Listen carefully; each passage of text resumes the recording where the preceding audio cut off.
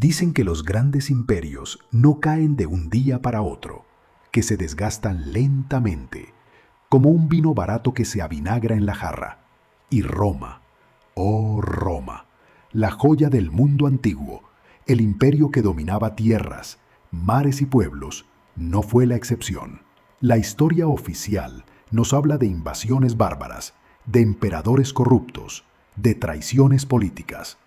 Pero hoy, mis queridos espectadores, yo, el bufón financiero, les contaré un secreto que rara vez se menciona en los libros escolares. Roma también cayó por culpa del dinero.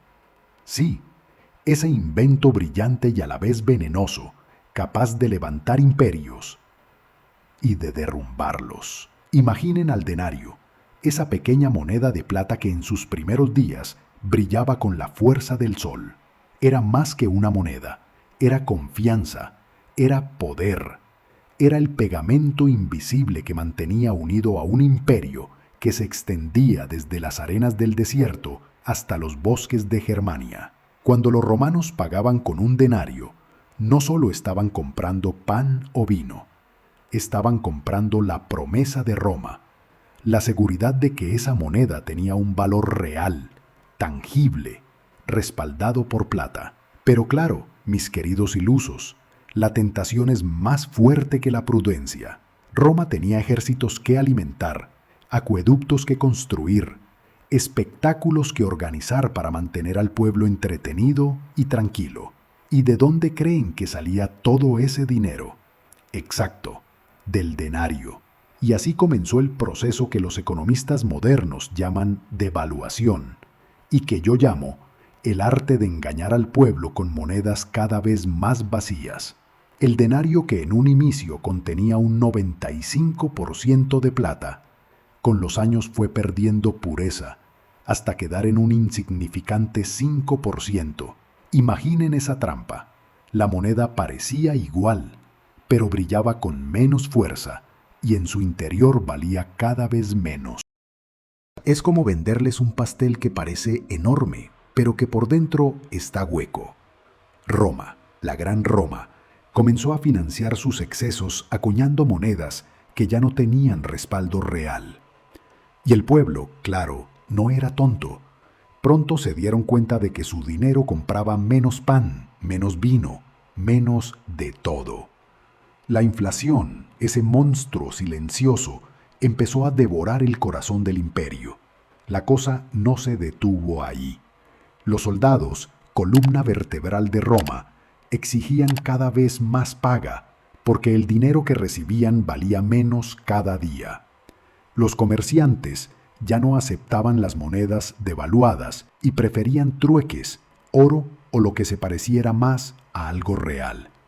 Y mientras tanto, los emperadores se devanaban los sesos pensando en cómo controlar el caos. El emperador Diocleciano, por ejemplo, decidió ponerle precio fijo a las cosas, con su famoso Edicto de Precios Máximos en el año 301. Un intento desesperado de decirle al mercado, esto vale lo que yo digo. Pero claro, los mercados no obedecen a decretos imperiales. La gente escondía los productos, surgía un mercado negro y la crisis se profundizaba. Ahora bien, ustedes pensarán, pero bufón, ¿no hicieron nada para arreglarlo? Claro que sí. Constantino, el Grande, intentó estabilizar la situación introduciendo el solidus, una moneda de oro mucho más confiable.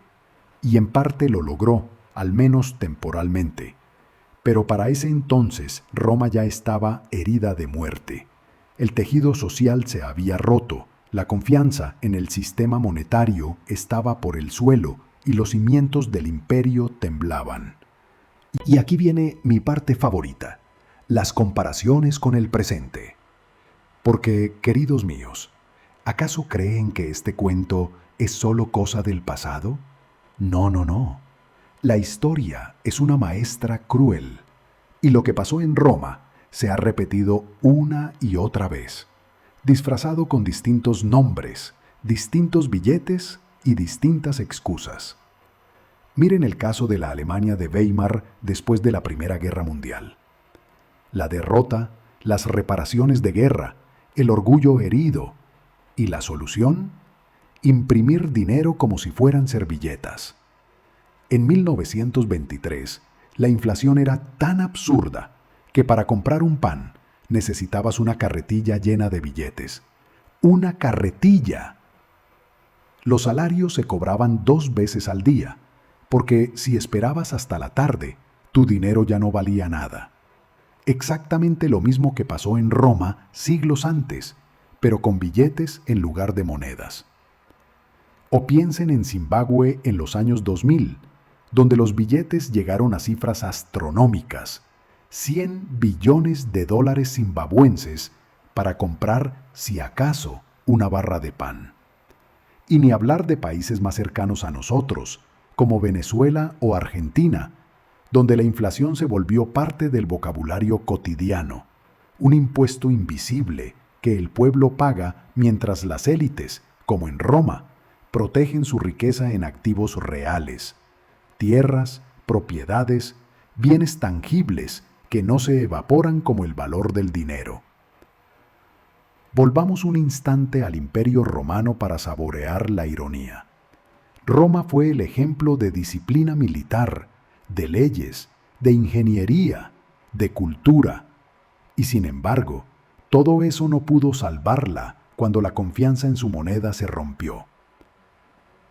Porque, mis queridos espectadores, el dinero no es solo metal o papel. El dinero es confianza. Es un acuerdo colectivo de que esa cosa que tenemos en la mano vale algo. Y cuando esa confianza se pierde, el edificio entero se tambalea. Pregúntense, ¿qué pasaría hoy si la gente dejara de confiar en el dólar? Esa moneda que desde 1971 ya no está respaldada por oro, sino solo por promesas. Exacto, el mundo entero se tambalearía, porque vivimos en un sistema global interconectado. Lo que en Roma fue un colapso limitado a su territorio, hoy podría ser un derrumbe global que arrastre a todos. Déjenme ponerlo de manera satírica, porque ya saben que soy el bufón. Roma diluyó su moneda como si fuera vino aguado en una taberna barata.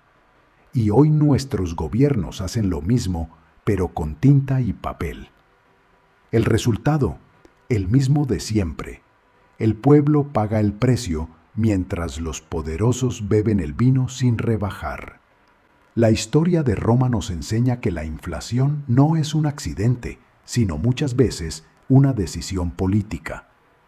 Es un impuesto oculto que destruye poco a poco el poder adquisitivo de las personas. En Roma, los campesinos perdieron sus tierras.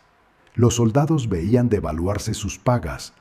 Los comerciantes huían del sistema monetario y volvían al trueque.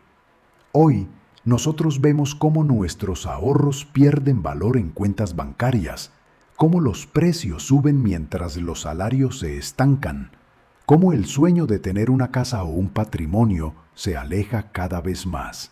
Roma cayó no solo por las lanzas de los bárbaros, sino porque minó su propia economía desde adentro. Y aquí está la advertencia. Cuando se rompe la confianza en el dinero, se rompe también la confianza en el sistema político y en la sociedad. Los emperadores podían construir circos y repartir pan, pero si la moneda estaba vacía, la grandeza de Roma era un espejismo. Y entonces yo, el bufón, me pregunto con ustedes, ¿estamos repitiendo el mismo error? ¿Estamos acuñando nuestros propios denarios vacíos en forma de billetes sin respaldo, de deudas impagables, de promesas que ningún imperio puede sostener? Porque la lección es clara.